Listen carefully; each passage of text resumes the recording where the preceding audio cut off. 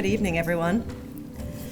On behalf of South Carolina Humanities and the College of Charleston's School of Humanities and Social Sciences, I am here to welcome you to the third and final program in our Picturing Democracy series. This one is called The Influence of Meme Culture. Before we begin, if there are any students here that need to sign in for class, the sign-up sheet is out those doors, so make sure you do that so you get your credit for being here. We would also like to take a minute to thank the people who've been working so hard behind the scenes to make this all happen. Laura McGuinn from South Carolina Humanities and Fanyo King from HSS office. Thank you to both of you for all the hard work you've put into getting this all set up and ready to go. I know you are not looking to hear from me all evening, so I am just here to introduce the moderator. Our moderator, do any of you follow Holy City Center? Have you ever heard of him? I've been following him for several years now. He's how I get all of my local news that I actually care about, and kind of a laugh now and then, and all sorts of other fun. His blog and social media presence has overtaken the South Carolina or the Charleston area in terms of local culture and interesting news. So he created it back in 2011, and since then he has created quite a following. He is featured on local news on a regular basis, both TV and radio. He has been featured in international and national media.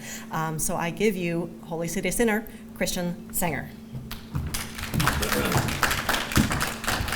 Thank you so much. I appreciate that. If you don't know Holy City Center, go follow it as soon as possible. It's just, it's my website about Charleston news and events and things that are going on. So this is right up in, that kind of purview. And I'm so thankful to be here. Thank you to South Carolina Humanities for inviting me to be part of this. And I'm really looking forward to it. We have some great panel members here who are just going to do an amazing job. We had kind of a pre-talk a week ago, and I'm excited to hear what comes out of this whole discussion. So I'm going to just start going right down the line directly to my left. Ryan M. Milner. He is the chair of the Department of Communication at the College of Charleston.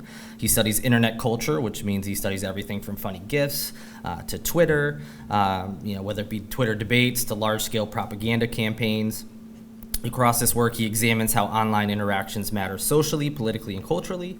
He's also the co-author and author of 3 books and has contributed commentary to outlets like Time, Slate, the Los Angeles Review of Books, NBC News, and the New York Times. This is Ryan. Thanks for joining us today. Happy to be here.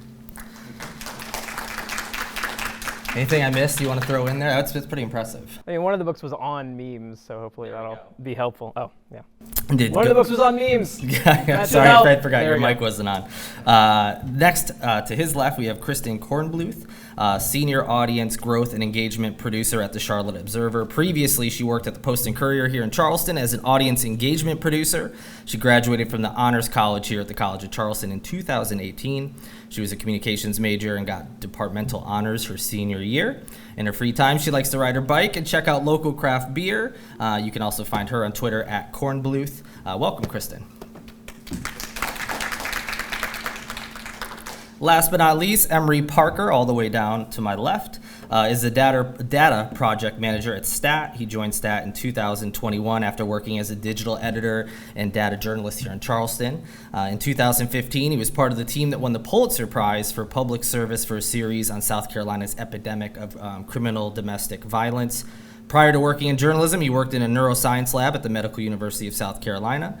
He received a degree in biology from the College of Charleston. Welcome, Emory. So these folks obviously have a lot to bring to the table here in our discussion today. We are going to have questions towards the end, 20, 15 minutes or so, depending on how things are going. So if you have any questions, just hold on to those to the end, and they'll be happy to answer. I'm excited to learn from y'all, and we're going to get started. And the first question is just kind of open to anybody. When I think of memes, I have a very specific thing that comes to my mind, and I'm sure everyone else does as well. But what exactly are memes? So we're all working from the same, definition. Being handed the microphone. I guess I can speak to this from a scholarly standpoint for a few minutes. First, I'll say thank you all for coming out. I'm excited to have this conversation. I'm excited to be part of this panel. Big Holy City Center fan. Big Jasper. That's your Twitter handle. Jasper fan. Kristen was in my Com 315 class just a few years ago, so all really cool. So what are internet memes? This is something that I've thought about and looked into a lot, obviously. I think to get a handle on an internet meme, I think the first place a lot of people start is it's a funny little picture that goes around online, the stuff you're seeing. Scroll through the feed before things started. Really, the term meme goes back way longer than that, way farther back than that. The term meme originated in a 1976 book by a cultural biologist named Richard Dawkins. The book was called The Selfish Gene, and the book was all about how genes replicate themselves through heredity, and the way that genetic information is passed on between organisms. The last chapter of that book, Dawkins expands his ideas about genetic transmission and tries to apply them to culture. And he notices that certain elements of culture spread in very seemingly genetic ways. He mentions things like tunes, he says, music, fashions, plural. He's British. Catchphrases, ideas, religions. These kind of things spread from person to person because somebody will hear something somebody else said or see something somebody else did, and they'll take it and they'll make it their own. And so to label that idea of something transmitting through culture, he comes up with the term meme. So it was 1976.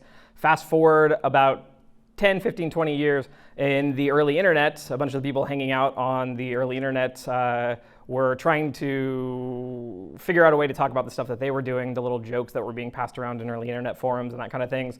A lot of them were big dorks who read cultural biologists, so they knew Richard Dawkins. So they applied this term meme to all the slang and jargon and catchphrases and inside jokes they're doing on their early internet forums, and that's how we go from meme as a cultural idea to meme as something people do on the internet, to then meme becomes just the funny pictures people share.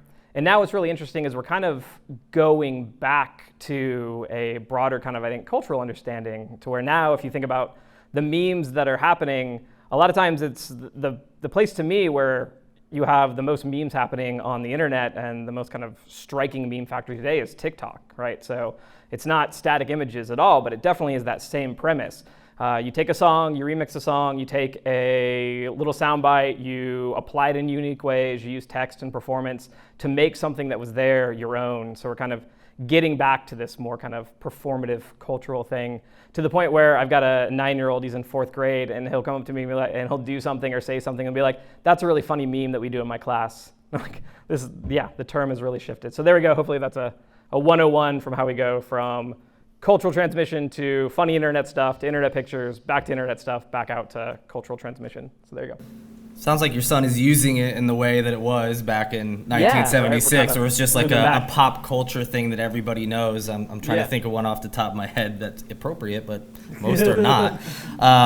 You think of rumors about celebrities and things would be something that goes through before pre-internet that just everyone seemed to know about, despite the fact there's no connection like the internet. So there's a really good example of kind of pre-internet memes. You can think about those old school urban legends that you would hear. Do you all remember these things where it's like, and I don't know, maybe some of us are too young or a lot of us are too young, but things like if somebody flashes their lights at you while you're driving, you better drive away fast because that's a gang initiation, right? Or you'll hear something about somebody's brother did something in some different town and this happened to them, or in the early days of cell phones, they would, cook your brain, right? Or stories about murderers on lonesome roads and hooks and doors, right? All those kind of things. Those were very memey, right? They were like a thing that somebody said, that somebody else said, that somebody else said, and people adapted it as they went. So yeah, definitely a lot of pre-internet examples of the exact same stuff that people do when they pass stuff around online, right? The drugs in Halloween candy. Yeah, razor blades, and now it's weed gummies. And, Who's giving away their drugs to kids? But that was a thing growing up. So it's interesting to hear that the term goes back that far, because we all seem to associate it with modern times, at least with the internet. So with that said, we have the internet now. We have people who are connecting with each other, and these types of things can spread even easier. Do you guys have any particular memes that jump out at you, or how did they, when when they first were coming into our culture, were they mostly just funny things? You might have a better idea of this, Ryan, with your studying it. Was it mostly just comedy, things that make people laugh, or were we seeing some like misinformation and stuff early on? Yeah, I think that the early internet culture stuff was more kind of, jokey kind of stuff, and you have some of the significant cultural stuff happening alongside it, but kind of early internet culture, early memes, they tended to be kind of more, they were pretty apolitical. There's a lot of bad stuff kind of happening and going through them because the early internet was troublesome in a whole lot of ways. So they were kind of really jokey. They were less overtly kind of political or used politically, but that doesn't mean they were insignificant, right? There was a lot that was going on with them, right? So I think about like a lot of the like racism and sexism and homophobia and bigotry that exists on a lot of early internet forums. That was like a big part of the kind of jokey internet fun that was going on with early internet stuff. So humor was a big part of the early internet, but that humor kind of came from this place of being really problematic, and part of that problematic nature was the people producing the humor and who they were targeting that humor at. So I think we have to acknowledge that lineage, that it wasn't like it was all fun and games and now it's all misinformation and viral problems, but we've had that kind of stuff going from the beginning. So it's a mix, just like humanity, I guess. And then Sure. Yeah.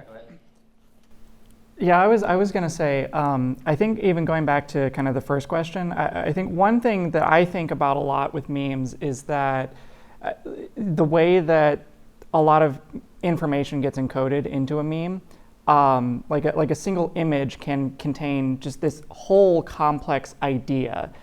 And something that you might have to otherwise sit down and write a paragraph or a page even to explain this concept. But people who are in on the joke, people who have seen it, like you can just communicate this really complicated idea very, very quickly.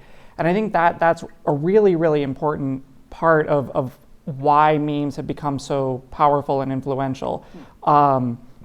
Because like we've gone, like I think we've seen this evolution from kind of the beginning where it's like just very, very jokey stuff, but the power, like I guess kind of one thing that might be similar is the historical like editorial cartoons, the way that you can kind of see them in like your history book, the way that like a really good editorial cartoonist was able to just like really encapsulate an entire like story or scandal or something into just one picture. And whenever you can do something that's that information dense, that you can just really quickly, like everybody knows what you're talking about, like that's really, really powerful. And I think that partly helps explain why it's become so influential. And then I think too, I think over time, I've definitely watched memes become more serious and more political. And I think that they've become kind of democratized in a way that, like the early days of the internet, it was, not everybody had a Twitter, not everybody was on Facebook. And I mean, still today, not everybody is, but there's like 5 billion people on Facebook now. And so there's just like so much more, so many more people are participating in meme culture than ever were. All right. That makes a lot of sense. Of course, it's quick and easy to digest, easy to share. You don't have to send an article that someone might not read. It makes a lot of sense, whether it's just something silly or someone's trying to make a point. Of course, it makes a lot of sense that a meme or a quick video from TikTok, whatever it may be, can be shared so easily. For Kristen and Emory, being in news, did you notice at any point in your careers where you kind of recognize that shift from these are just silly little things to, oh, these actually have consequences for real world issues, and how those discussions may have come up in newsrooms, or, do we cover this? Do we not cover this? Like, was there a moment where it went from like, this is just a silly internet thing to, oh no, this actually has real world consequences and we need to talk about? I think it would be more interesting for Emory to speak to this because he's been in the industry longer. I've been a journalist for 3 or so years. So for me, the importance of memes has always been there in the field. The gravity has always been high. It's always something, to take seriously. And it's something that we do every day. I think a news article in itself contains memes. There are certain ways that you're going to phrase something in any sort of story. That's kind of just a meme. Like, a lot of headlines are formatted similarly. I see that as a meme. But then, if people are, for example, people are doing devilish licks in school bathrooms, we're going to cover that because I work for like a national company. So we're going to cover that. And that's like, it's kind of an interesting debate of, are we going to give a stage to this destructive meme? Yes, we kind of have a social responsibility to cover this, but are we amplifying it more? Kind of can be the same with destructive politicians. There's this politician, Madison Cawthorn in North Carolina, who is always doing the most obnoxious stuff and is showing up at school board meetings and is being aggressively anti-mask and kind of rooting on this like political fire that's happening in North Carolina right now. And we kind of internally say, should we cover everything this guy does? We probably shouldn't cover everything he does, but we do cover a lot of it because it has impacts on the politics of North Carolina. So that basically is to say, for me, as long as I've been in the industry, it's always been a huge, huge thing that we've dealt with. Yeah, I mean, I would say, I don't think there's a particular moment where I can like point and say, like this is where memes got real, like to some extent, memes have always been real. I think, to what I was saying earlier, what I think I've observed over the and I haven't been a journalist like so much longer than Kristen, but I think what I've observed is like I was saying, kind of a democratization of memes and meme culture. I think there's a lot of thought and attention went into, like, for example, the 2016 election and misinformation and everything. And I think, one of the things that I really saw there was that people who, maybe weren't participating in internet culture in the same way that they were in, like, for example, the 2012 election or even the 2008 election, they were now participating. They had like caught up to the rest of meme lords, and like I think that's probably what I would say to that. I don't think there's a specific moment. I think there's just been this progression of more and more people adopting, this kind of like new way of communicating is what I would say.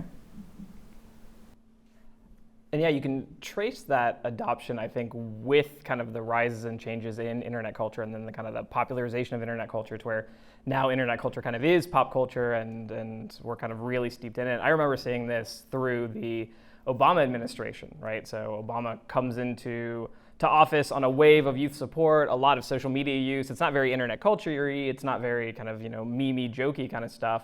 But that starts happening throughout his presidency. I remember distinctly as he's trying to sell the Affordable Care Act, he goes on Between Two Ferns with Zach Galifianakis, which was this really absurdist web series that Zach Galifianakis did with Funny or Die or College Humor, one of those two sites. So he's doing that, and then through his presidency, this Thanks Obama meme becomes a big thing, where anytime something terrible would happen in your life, you'd be like, thanks Obama. Kind of making fun of people who blamed Obama for everything, but also kind of just this funny, non sequitur blame. And I remember Obama, toward the end of his presidency, or maybe middle of his second term, produces a video with BuzzFeed where he is like he misses a basketball shot and he says, thanks Obama, or he like dunks a cookie in his milk and it breaks and he says, thanks Obama, right? So he's playing with this meme, so you get this kind of acknowledgement of the meme elements of internet culture happening through that, and that's all well and good. And then we get the 2016 election, and then it is off to the races. You have not only Trump, who's incredibly memeable in the things that he says and that he does, you've got this kind of brigade of people following along and maybe ironically, maybe earnestly, we don't really know in the beginning, kind of playing with memes and playing with internet culture in support of Trump. Trump's Twitter presence is a real big part of this. Because now we're at this point that Kristen brought up, right, where he'll tweet some weird video and then people are like, do I cover this? Do I not? Do we ignore it? Do we not? What do we do? Journalists are in a conundrum. And now if we look at today, you have, basically half of Congress is trying to play the internet culture game, right? You got Crenshaw producing videos out of Texas that are meant to be kind of very internet-y. You had the stuff with Gassard just over the last couple days with the remix video with AOC in it, right? So now, Madison Cawthorn is another good example, right? People kind of have kind of wholly embraced this. So I've kind of seen a thing over the last decade where it should become more and more prevalent to where now the politics game, which is a big part of the journalism game, is so entwined with internet culture. So I'd agree, Emory, that it's hard to punctuate one specific moment, but you definitely have seen this kind of wave crest where it's become more and more and more important to the political conversation, for better or for worse, over the last decade or so. Yeah, I think that makes a lot of sense to me too, about that time when President Obama was doing the types of things you mentioned. It almost led to some legitimacy of these funny, silly internet things. You're like, oh, this serious politician is getting involved.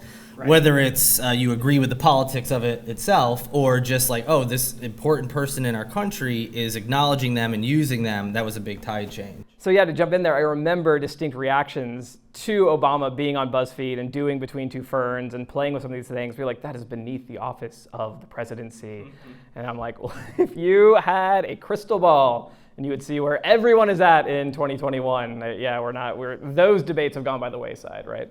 Yeah, you've got President Biden with trying to promote vaccines with the guy who holds up the sign that always says something funny. Yeah. I forget the official account name, I apologize, but he did something with him. And again, they're trying to promote vaccines, something that is important, again, whatever you think of the politics of that. So you have these serious people, politicians, using memes or internet culture to connect with people. Obviously, that's a story. And as newsrooms have transitioned from their traditional, whether it's TV, newspaper, radio, whatever it may be, to also having websites and online content, and that's been the case for a while.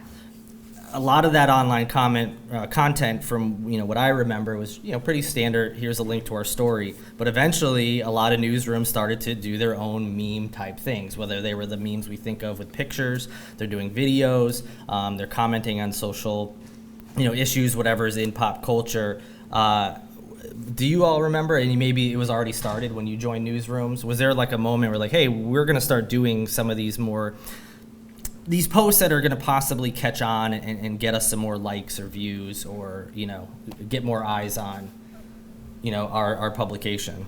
So okay, I can answer in my limited experience. No.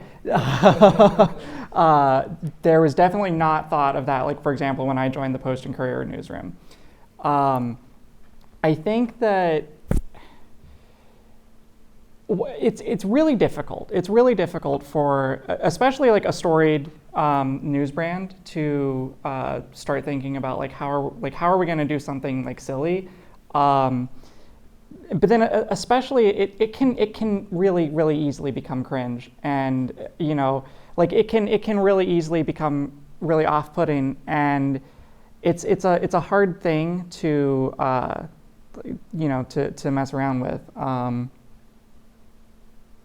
don't know, Kristen. What do you have any thoughts there? Yeah, how do you make it not cringe? I don't have the exact playbook for making it not cringe. I feel like sometimes you just have to kind of throw stuff at the wall. There was one time when I was at the Post and Courier that I did a riff on the meme that's viruses on my computer, it's more likely than you think. And it was hurricanes in October, it's more likely than you think. It kind of flopped. And I feel looking back, okay, maybe don't make jokes about hurricanes, but we had other memes that did fine. And there was one I did at the Charlotte Observer recently where somebody tweeted a picture of a Snickers, and it had a new North Carolina redistricting map inside it. And someone was like, oh, check your kid's candy, the redistricting map is in there. It was really stupid, but I quote tweeted that meme and linked back to our coverage about redistricting. So I was like, this is a good opportunity. So I feel like you have to be aware of the sensitivity of the matter. Don't make memes about something that kind of deals with human suffering, I would say, which redistricting actually could. But you kind of need to take it as a case-by-case basis if it's gonna be cringe or not. And if you're repping Netflix, don't get in people's replies, because that's when the cringe happens. When it's like a chain of like Taco Bell, Netflix, like Steakums all talking to each other, and it's like I think that's when it's too much, because it's not even informing anybody or really helping a conversation along. It's just brands hanging out, which nobody needs. I think we've got a pretty good idea of what memes were, what they are. Now we can start talking about more real-world consequences associated with them. Even some funny memes can have consequences. So before we get to the big, like the political side of things and misinformation and all that, when we've had kind of like a pre-meeting, we talked about, okay, what are some memes that you remember that involve a particular person? We mentioned a couple, and there are real-world effects that you might not realize either on that person that's in that photo, that's out there, or that video, whatever it may be, but also whatever caricature that they are portraying or supposed to be portraying, that can have real-world consequences as well. If anyone would talk about that. Yeah, I can talk through this a little bit. So way back in the annals of internet culture history, about 10 years ago, there was a big meme trend, advice animals. And these would, the image macros is what they were called, where you have like the top text and the bottom text, and it's the impact font, and it's a picture in the middle. Do y'all remember this? Probably from like middle school and elementary school for a lot of y'all, right? And it would be like the same joke over and over. It'd be a photo of somebody, and then they got names. There was like overly attached girlfriend and bad luck Brian and goosebumps girl. Y'all remember these people a little bit? Yeah, right? So those were the days, except for the people in those pictures. The people in those pictures who became those memes really had, on the whole, kind of a rough go. First of all, you've got an image pulled out of context and thrown all over the internet kind of without your awareness. One of my favorite examples of this is Bad Luck Brian, which the whole joke was like, here are bad things that happened to this guy, and it was a picture of like a geeky, weird-looking guy. The dude in that photo, it was a class photo, and he had taken it to look bad on purpose. He had like made a stupid face and like roughed up his hair, and it was so bad that the photographer was like, no, that one doesn't count. You have to take a real one. But a friend of his was able to get that bad photo and then circulate it around, and then it went on the internet, and then it becomes this meme. Overly attached girlfriend was this YouTuber, and it was a still grabbed of her. The Goosebumps girl was it was a random family photo that was circulated. And in all of these cases, these people kind of ended up having this really ambivalent fame for a minute, these weird 15 minutes of fame. And they would try to do YouTube crossovers with each other. They would go to like conventions, and people would have them sign their memes and everything. And so for some people, it worked out to where it was all well and good. There was a story here out of Charleston, a ridiculously photogenic guy who was doing the bridge run over the Ravenel, and they took his photo because he looked very photogenic despite the fact that he'd ran a 10K. He ended up on Good Morning America. Things were well enough for him. But you have other stories. A really big kind of early one was a kid named Lightsaber Kid. It was a video of him like flinging around a broom in his garage like he was fighting with a lightsaber, and people photoshopped it. He ended up with a lot of kind of trauma from that experience of being collectively made fun of by millions of people for over a decade. People doxed him and found out who he really was and sent him mean messages, and the people who knew him on IRL made fun of him, and it ended up being kind of a thing for him. And so I think that's important to remember and to contextualize that stuff that we're sending around it's fun and it's funny, but those are real people on the other side of the screen. One thing I talk about a fair amount of my research is the idea with digital media that we tend to fetishize. What I mean by fetishize and fetishization here is we'll give you a little Marxism, since this is a humanities thing, right? So Karl Marx talked about this idea of the commodity fetish, right? Where consumers, when they buy stuff, when they buy products, when they buy commodities, they think about the end result. They don't think about all the labor and all the oppression and all the exploitation or whatever that goes into it. So think about your iPhone, right? Your iPhone is shiny and cool, and I have an iPhone, and we all like our iPhones. But a lot goes into those iPhones in terms of the conditions of the people who make them, in terms of labor practices, in terms of those kind of things. But when we fetishize just the end product, then we're losing all that ambivalence. We kind of do the same thing online a lot of times, I think, right? Where somebody sends you something funny of somebody like falling off a trampoline, or somebody records a video of somebody being ignorant in your class or whatever. We don't think of that person as a real person. We think of them just as that end result, just as those kind of pixels on the screen. So I think there's a real kind of tendency with the stuff that we're sharing to get to that point. And it could be that you've been on the other side of that, and it's not good to be on the other side of that. If I can keep filibustering, I'll tell one more story. A former student of mine, she was an intern at the River Dogs, the minor league baseball stadium. And between innings, they have you go out and they have you do, fun games to entertain the crowd. They were doing the one where you put your forehead on a bat and you run around in a circle. And she was doing that, and in front of a couple thousand people at River Dog Stadium, she threw up because she got dizzy. And the River Dogs thought it'd be good to, put this on their social media and tweet about it and make a joke out of it, which was fine until it got picked up by Barstool Sports. And people all over the country were making fun of her, calling her a typical drunk sorority girl. She assures me she was not drunk at all. Her parents were sending her texts saying, "We're disappointed in you." And she's like, what the heck, right? So a really good example of this tendency to see a funny thing on the internet and forget all the stuff that came before it. And so that is, I think, definitely a tension that we deal with when we're looking at and passing around this funny stuff without really thinking about kind of where it comes from and who's really behind it. I think at the risk of getting into meditating on the nature of truth here. Let's do it. Humanities. I think it is interesting that actually kind of the point of most memes and the way that most of them work is specifically to kind of rip something out of context and then apply an entirely new context onto it. And I think, so I going back to something I was saying earlier about how things have shifted. I think I came up at a time, and people who I associate with have a very ironic and detached understanding of memes and internet culture, and so it makes perfect sense to me. I can hold these two thoughts in my mind very easily. That there's an objective reality to whatever is being portrayed in the meme, but the funny meaning is what really matters to me.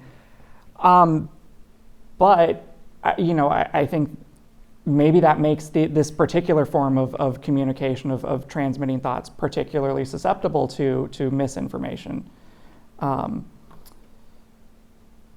precisely because of that, and precisely because maybe some people don't necessarily have that ironic, detached understanding of how things of this nature work. I'm thinking about that TikTok of that guy on the couch, and they're at college, I think, and the girl comes in and surprises him, and he looks very not excited to see her, and everybody ripped him apart. Yeah. And everybody was making variations on that and stuff. So I don't know what the situation was. Maybe he was cheating on her. I don't know. But this guy's life must have changed overnight, because suddenly everybody on TikTok is memeing the hell out of him. So right, but now the meme is couch guy, right? People are riffing on that. It doesn't matter what the objective reality of that situation was. We all understand what the story is, I think you're totally right, and so that's true, but it still kind of really sucks to be couch guy. Yeah. He's not an abstract story. He's a real guy who knows what his personal life is, but it doesn't matter, right? Because he's fodder for kind of the internet humor mill, which is kind of driven by all of us collectively in the tens of millions, right? What is it they say on Twitter? Every day Twitter has a main character. It's your goal every day not to become that main character, right? So it's just kind of this acknowledgement that you as a person are kind of at the mercy to exactly this, whatever story ends up kind of floating around about you, right? Yeah, I could imagine just having your persona, you as or perceived persona, be out there for folks to meme and to make jokes about it. And for some people, they've parlayed it into lucrative careers in some fashion, whether they've done that with some kind of social media account or what have you. But others, as you mentioned, might not be so lucky. So we have those folks, the individuals who something happens in their life, somehow it becomes part of our pop culture through the internet, and there's that effect that can happen to those folks. And it kind of morphed from those early days involving individual people to more widespread, I would say, real world problems with the perpetuation of fake news and misinformation and things like that, which can be anything from just a tweet that's a lie. But also you'll see a lot of people sharing memes as if whatever the content is on those memes is gospel. There's no context to it. There's no resource where they're pulling whatever information is in there. And people see something quick and easy to share, and they share it. I think there's a couple things there we could possibly talk about, whether are these folks sharing these things in good faith, like they actually believe these things, and why they believe it without any context or anything to back up what these, whatever the meme or the picture or the video is saying, or if it's being done maliciously. I'm sure it's both. But I think that's interesting to talk about why people do that, and then also how these things can all of a sudden turn into really big real-world consequences, not just an individual, which is still important, but a whole culture, a whole society, an election, whatever it may be. I have one thing that made me think of, who in here knows what Birdwatch is? Have you ever heard of Birdwatch? It's this beta thing that Twitter is doing. The idea is that they're going to crowdsource I don't know exactly what they're going to do with it, but basically they're crowdsourcing comments on tweets for veracity. So I got into the beta. I was very excited a couple of months ago, and so now when I use Twitter, there's sometimes these things pop up underneath tweets that other Birdwatch users have rated or left a note about whether this is an example of some kind of misinformation, and you're supposed to leave sources and then other Birdwatch users rank those notes that people have left as being helpful or not. What I think is hilarious about it is that I see over and over again people are marking as misinformation things that are obvious jokes, and it's I don't know what do you do in that situation. That's a good point, because that's not necessarily meant to be misinformation or a lie or something like that. It's just supposed to be something silly. That's a good point. It's not always someone doing something malicious. And yeah, what would you do? I'm not a bird watcher, unfortunately. I haven't been granted that Twitter thing yet. But no, I think that's a great point as well. If you guys have anything to expound on either of those. I am kind of curious from the journalists in the room how you participate in internet culture, but kind of keep the journalistic, right? So when you think of journalism, right, it's integrity, it's truth, right? When you think of internet culture and the stuff people share on the internet, it's rumor and hearsay and innuendo and hoaxes and all of these things, right? And so how do you balance that journalistically, right? If you're doing digital audience stuff, how do you engage with audiences where they are and engage with them using internet culture, but still kind of keep the journalistic veracity, the integrity, right? I think the example of linking back to a Snickers meme to point to a bigger issue might be one, but yeah, I'm really, really curious about that, right? Is there ways to kind of be a part of this culture, play with these same things that people play with, but kind of get it to something that's good for the public or edifies the public or things like that? I don't know if you had. I think it basically, just at the end of the day, you need to make sure it's based in truth. So if you are riffing off a meme and there's some sort of false nature, set the record straight, link it back to your own coverage. Just make sure you're engaging in it in a way that is truthful and is gonna do something that you think would benefit society. Because like you said, at the end of the day, integrity is kind of that foundation of journalism. So just making sure you're doing something will this serve the public if I engage in this meme from the brand's Twitter account? If this is not gonna actually help anybody at all, then maybe I should pass on that. I would say that's the judgment I would use for that situation. Yeah, I think that makes sense to me. I think that makes a lot of sense from a brand perspective. I'll try to address it from a more personal perspective. As a journalist who has maybe your own Twitter account, how can you participate or should you participate? And I think there's probably like, more broadly speaking in journalism, there's like kind of different schools of thought about like how participatory you should even be at all. I think I kind of personally land more on the side of I think it's fine to participate in society and for example to like vote in elections, which is not to say, but like there's still a line there, but yeah, so I think I would try to balance, participating in meme culture and, being like meeting people where they are, and I think that can benefit you,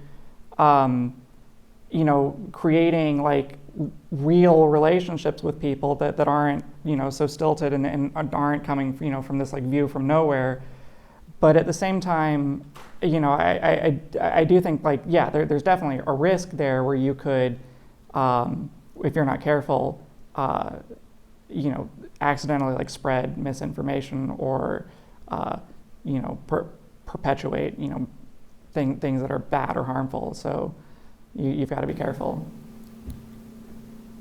I think we're kind of talking about like amplification, and obviously in a role as a journalist, you have to weigh the personal versus your job, but private citizens too sometimes have to think, is this something particular when it comes to politics, public health, and things like that? You have to decide, is this worth me amplifying? Whether you think it's just something funny but could be problematic. I think a lot of us, deal with that on a day-to-day basis, whether it's an image or a tweet or even someone that you want to call out for something that is false. Like, do you want to amplify that negative mention, that negative message, and what real-world consequence that could have as well? I think this is something that's really significant to think about just because of how the internet works. We got this tendency, journalists definitely have it, right, the tendency to want to fact check, to want to shine the light of truth on the darkness of lies, to correct the record on things. That's not just something journalists want to do. That's something that people want to do when you see something that's wrong or bad. You want to call it out.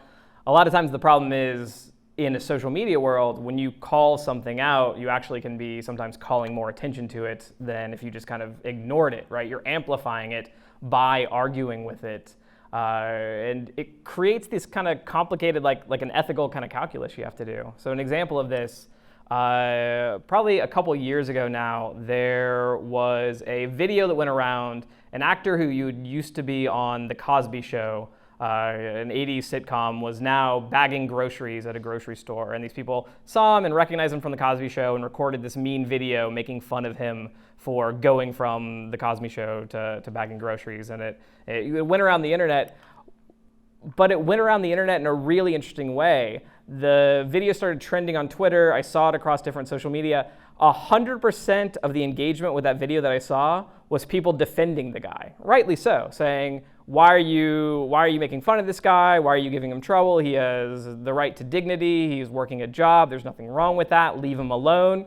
So you had millions and millions and millions of people saying, leave this guy alone. And every single one of them was, because of algorithms, because of their follower accounts, pushing that video into people's feeds. So this really kind of good-natured, I want to right a wrong, I want to correct the record, that really human, really sympathetic impulse ended up causing millions of more people to see where that guy was at and see that original video than if we would have just kind of rolled our eyes and left it alone.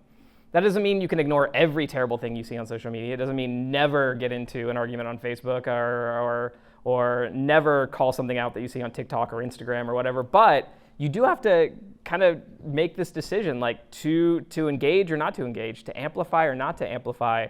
Because every time I click on something, every time I reply to something, every time I share something, then the algorithms are carrying that out to the people that I follow, to people who are similar to the people that I follow, right? Trending topics are being built by those aggregate decisions. So I I feel for journalists having to make that decision about what to engage with, what to call out, what to ignore, right? Madison Cawthorn, right? But I also feel for all of us, because we're all in our own ways trying to figure that out. What do we engage with, and how do we engage with it in an ethical way? Well, like a great example of that is, you just get on Twitter and you look at the trending topics, and like it seems like every week, or sometimes multiple times a week, there's like something horrible on there, something like really stupid or offensive or something, but it's only trending because of the people dunking on it. Yeah. It's not actually trending because of, and then people get mad that it's trending, but it's a complicated web we weave. All right. Then you start seeing things where people say like, oh, there's a tweet that's awful, don't retweet it, take a screenshot, so you're not linking to their account, amplifying that horrible tweet directly and giving them a bigger audience. So there's all these little games and tips and tricks that people say too to try to not amplify those things. Yeah, and it's definitely not just a Twitter thing. You see it on TikTok Sure. all the time too, right? With TikTok's ability to reply, right? The putting somebody into my feed because you're dunking on them happens across so many different social media outlets, because social media make their money when you are dunking on people, right? They want you engaging. A click is a click is a click, a like is a like is a like, a share is a share is a share, whether you're doing it because you love something or because you hate something. It doesn't matter to TikTok, it doesn't matter to Twitter or Instagram. They just want you sharing. And so, yeah, we're kind of feeding that beast by this kind of impulse to yell at stuff. And you can bet that the people who've made their money by stirring things up in the internet age know the exact same thing, right? That they can get a lot of hate, but they get a lot of money from all those people doing all that dunking, doing all that joking, right? They're laughing all the way to the bank with it. So it's kind of good to remember, and it kind of causes you to just want to, pause a little bit more, which is fine for citizens to do. Journalists, it's harder though, because y'all kind of have this, you have this duty to really think intentionally about engaging with this stuff. Before we open up to questions, just we tied it into like a local issue real quick. But there are like College of Charleston meme accounts that are out there on Instagram and wherever else, or Charleston specific ones, and they're all usually fun and games, and there's some funny things on there. But every once in a while you come across something that's fairly problematic, and so in that case, then you have that personal responsibility of, okay, is this account I need to follow? Is this an account I need to boost their numbers? Should I share this thing? There's plenty of those that are out there in every city, every college, every sports team, whatever it may be.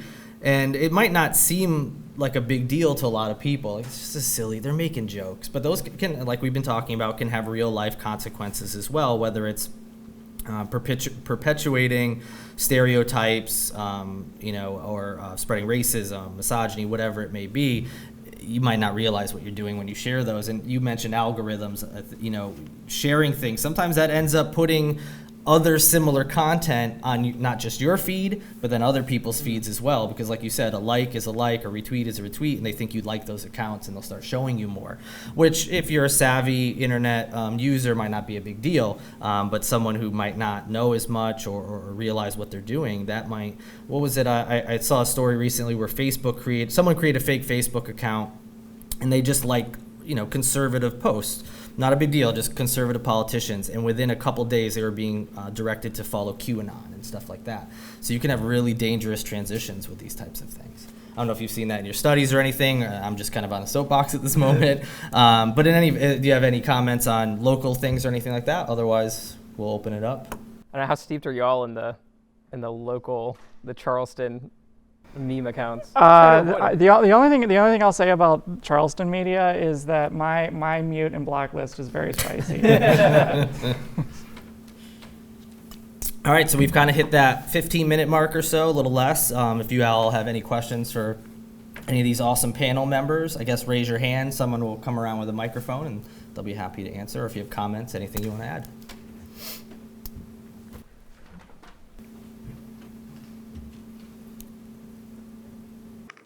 Hi, I was curious to know if you had any thoughts on people who are monetizing memes now. I don't know if you heard, but Disaster Girl, the little girl who was in the picture with the house fire in the back, she sold her meme as an NFT and is going to use it to pay off debt, and I think she said even donate some to charity. We actually did a story on her recently because there was a local tie because I'm pretty sure she went to UNC Chapel Hill, so that's why the paper in Raleigh did a story on her. So that's just interesting you point that out because I feel like that's an example of somebody who kind of came out on top with their meme. Like they were laughed at for years, everybody like knew her face, but then she got to grow up and be like, okay, well, I'm gonna make some money off of this. So yeah, that worked out for her. I think another example of somebody who's kind of cashing in their meme a little bit, so throwing it back real quick to Rebecca Black's Friday. We just passed the decade of that song. And at first, everybody was dunking on her. She has spoken out about how she was depressed because of that and everything. But now she's like a YouTuber and a musician, and I've seen her on a couple highly produced TikToks. So she kind of has gotten to this point where she's monetizing it and is kind of taking that to the bank because the mimetic nature of her face has made her known in that way. So I think it's good if somebody can monetize their meme, but I think it's a slippery slope because then you might run into issues we've talked about before where it might not work out so well for them. But. And it does seem to be a you kind of gotta write it while you can kind of a thing. So some are much more short-lived than others. The Double Rainbow guy, an old YouTube video, he had some Kraft macaroni and cheese commercials, and then he kind of went away. But then you had like Grumpy Cat, who had like an empire for the longest time, and now you got that Bones dog, right? Is it a Bones Day? And that's starting to happen, right? So yeah, it seems like it inevitably will follow, but it really is this kind of ambivalent thing because for every story you hear of somebody cashing in, you hear a story of somebody kind of getting mercilessly mocked or doxxed or whatever, and then you hear a lot of stories that end up being this kind of both, right? Somebody trying to parlay this negative fame into something that restores them a little bit. So yeah, it's a big part of the culture for sure. Any other questions?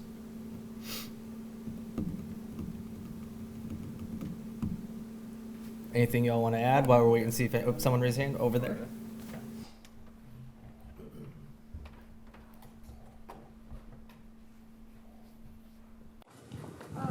What would kind of your thoughts be on like celebrities who they put their life out there and people kind of see everything they do and then they kind of become a meme themselves like within their fame?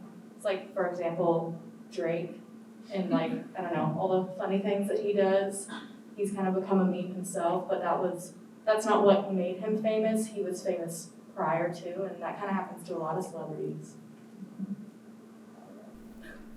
I kind of feel like it adds a whole different level to what it means to be a celebrity because like when like our parents were growing up, they didn't know every single thing about their favorite singer, and now it's like you know where they're having lunch and you know like enough about Drake to meme on his personality, for example. So I think it's interesting. I feel like for better or for worse, it's something that celebrities kind of have signed on for at this point, especially with how active everybody is on social media. I'm kind of thinking about I know people like dunk on Pete Davidson a little bit, even though they love him, they hate him. But there's like, oh, Pete Davidson and Kim Kardashian are seen together, and that's kind of being memed currently. So yeah, I feel like it's just kind of part of what it means to be a celebrity at this point, which has to be interesting for people who are living that way. Probably not too unlike paparazzi, photos being used without your permission necessarily. It's somewhat similar. So probably not too different for celebrities, I wouldn't think. Yeah, there's definitely kind of those similar elements. I do think that there's something distinct in the social media age in that the kind of who the internet decides to bestow their crown upon is kind of really random sometimes. You're like, oh, that's the person we're all into now, right? So I think of off the top of my head, for a funny reason, right, Jeff Goldblum, who was, just like, a kind of quirky middling actor, but he had elements about him that made him funny to where now he's kind of this adored figure in these different places, right? Kind of through, not a ton of, machinations on his own, right? That's kind of how Jeff Goldblum has always been, but he works for people now. I think another one that's really interesting, maybe in a more positive way that I've really seen is Dolly Parton. Like, where did Dolly Parton come from? I mean, obviously the answer is a storied career of amazing music. But Dolly Parton, when I was a kid, she was kind of just this old country singer that a lot of people made a lot of really gross jokes about. But then within the last 10 years, she's kind of become this ambassador for like class and the best of America. And then Dolly Parton fans cut across all these different swaths of people in different ages in these really amazing ways. And it's really interesting to kind of see people collectively start to appreciate people that you're like, oh, Jeff Goldblum, Dolly Parton are back. Okay, I guess that's where we're going, you know? So I think there is maybe an element of difference there in terms of it's the social media crowd sometimes kind of deciding who to follow and how, and people get picked up in these random ways. And I think to connect it to journalism for a second, I think there's obviously a lot to be said about like how much you share and like how much you own your own, you know, story. But I think fundamentally it's really, really powerful, right, to participate with, or to let people like kind of participate with your life, and to like be that open. And you know what I was saying, I mentioned earlier, you know, they're kind of like differing schools of thought within the world of journalism, like how much you should be like that versus how much should journalism be like this kind of have this like institutional like passive view from nowhere kind of black box sort of thing, you know. And like I was saying, I personally find that really powerful to be, you know, open and transparent and to kind of let people into my life and what I'm thinking.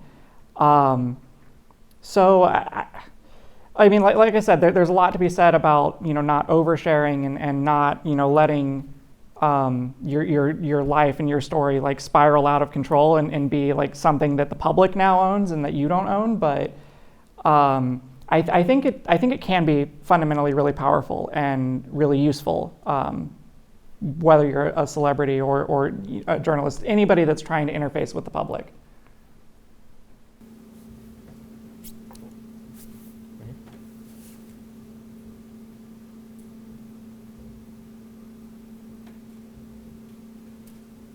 So, what are your thoughts on when like memes get dangerous? Like when memes are going around look like Tide Pods and like kids were actually like, eating Tide Pods and dying. Like how would a journalist tackle that? Because like there's no regulations from all of us.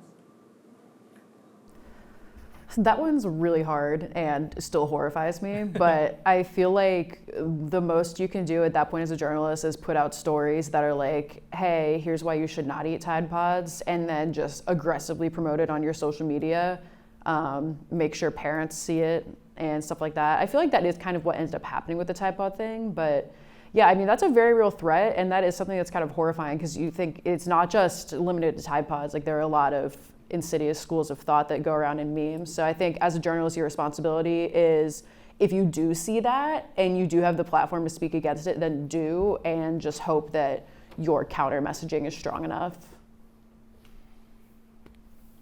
And I think sometimes part of that counter messaging can kind of be acknowledging the danger for what it is, which a lot of times is this kind of like drummed up internet joke to create this kind of panic. So this is like a classic thing in like old school trolling cultures and on 4chan and places like that. You would like drum up this controversy and you would seed things out and you would try to get people to think that there was a problem that wasn't really a problem. And then in the process, you would create coverage that would then really kind of create a problem. I feel like maybe Tide Pods was kind of there in a way, right? I don't know the number of people who are actually eating Tide Pods. I don't think it was as high as the number of people we thought were eating Tide Pods. But one person eating a Tide Pod is too many people eating a Tide Pod, right? So you've got this kind of tension where it's like, okay, I want to do the public good thing of, aggressively kind of talk about where this comes from and not doing it. But I also don't want to amplify and feed into it and, make something that was a hoax into something real. And so I think you can kind of call out that game a little bit. And some of the best journalistic coverage I see on those kind of hoaxes going around. You saw some of this with the stuff going around this Halloween, right? With look at all this weed candy that looks like regular candy. This is all getting handed out. And that was a big kind of, not a big panic, but it was enough of a panic that people were covering it. And I think the best kind of coverage is one that lays things out as they are, but kind of also acknowledges that there's an element of this that's kind of like internet gamesmanship and urban legend and rumor, And that's why, again, I keep coming back to like being so sympathetic to journalists and having to figure out how you do that, right? How do you like not make a panic worse, but also call out a potential very real danger? And so I don't know if you all have thoughts on that, how you balance that, right? How long you ignore. Good example of what you're saying is, I think, Kristen, you mentioned earlier that devious licks challenge or whatever it is, where kids are supposedly destroying things in schools, and there's really awful things on this list of things they're supposed to do, including sexual assault and other awful things. And I listened to and I read something about it, and it seemed like it may not have actually even really been a thing. So when do you are approached with these things, whether it's Tide Pods or something like that, where they're like, maybe there's some truth, maybe there's not. It turned out this list didn't even originate from TikTok, where everybody said it's the new TikTok challenge, and it looked like it was just created by an adult and with bad intentions, and other adults amplified it by look out at this horrible thing that's coming, and that's how people learned about it. You know, how do you balance that as well? You know, the Tide Pod thing, I feel like there were instances, if I'm not mistaken, where medical folks had actually come out and said they had seen it. But what do you do with something like that, where there seems to be a panic in the community over something? How much credence do you give that, you know, when talking about it? I think the biggest risk in these situations, like for example with Tide Pods or with the licks, I think the biggest risk that you're running when you start covering these things is not so much that people are gonna so most of these things are panics. They're not actual things that are like necessarily happening, or they're not necessarily happening to the big degree that we think they are. I've never heard of, like, for example, a confirmed case of somebody handing out like weed candy on Halloween or drugged candy at all at Halloween. And yet that's like a thing, that's a story that gets reported every single year. I think the risk that you run is not that people are gonna necessarily do the thing that everybody is afraid that they're gonna do for the reasons that they're afraid, but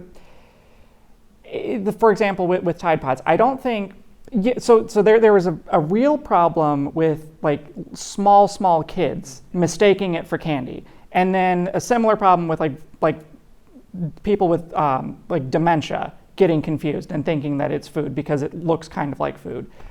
There was not a problem that it was like a trend where teens are eating Tide Pods for the joke. But I could see with you know, because this has happened where people start like one-upping each other. And so maybe at some point, somebody does eat a Tide Pod for the bit. So I think that's really the bigger risk that I would try to balance against when I'm trying to think about how I cover something is not feeding into a moral panic and not making that situation any worse, but at the same time, like not glorifying the joke. Like it can be funny, but it's you don't want to contribute to like the one-upsmanship that sometimes happens around jokes like that. That's a good question. We're about at that time, but if there's any other questions. I'll bring a little levity to the closing, because Ryan brought up Dolly Parton. And I'm a big Dolly Parton fan, and I'm going to engage, but in a fun way. I teach pop culture at the college, and a lot of times when a celebrity dies, we sort of wax poetic about them, or we think about them differently. You can think about Norm Macdonald is one recently. I think about when I've taught pop culture, Prince has died over the course of the class, or Michael Jackson has died as well. And I had this fear a few years ago, oh my God, what if Dolly Parton died? How would she be remembered? So what I did was proactively threw a Dolly Parton lookalike contest here in Charleston, because Charleston loves a party. And for 3 years, we raised money for charity, had Dolly Partons come from all over the Southeast, sold out the Tin Roof, all sorts of things. But it shows how people, you know, want to engage in the meme culture physically themselves. And when a lady sang a cappella Jolene, I knew I had succeeded in life. You're sort of a meme yourself. You're on a beer can with the bright shiny object in your refrigerator. Yeah. So yeah, maybe okay. If that is a good kind of moment to end on, in the sense that at the heart, meme culture and all the stuff that we're doing, it is about collectivism, it's about creativity, it's about people connecting with other people through all the cool, wild things that they're doing. There are downsides to be aware of because internet culture is people culture and people are good and bad and everything in between. But there's a whole lot of collective creativity going on, right? There are really funny things happening, there's really cool things happening. And I think it's good to remember that just because we do have these ethical pitfalls and these things to pay attention to, and we do have to be smart and savvy in the internet age, it doesn't mean that we should all chuck our phones away and go away from all the creative, cool, fun things that people are doing. So yeah, I think it's a good reminder. Good job. Keep making memes, but responsibly, yes. Meme responsibly. Meme responsibly. Any last thoughts besides that? You good, Emory? Meme responsibly. I think we're good. Thank you guys so much. I really appreciate it. Thank y'all. Good questions.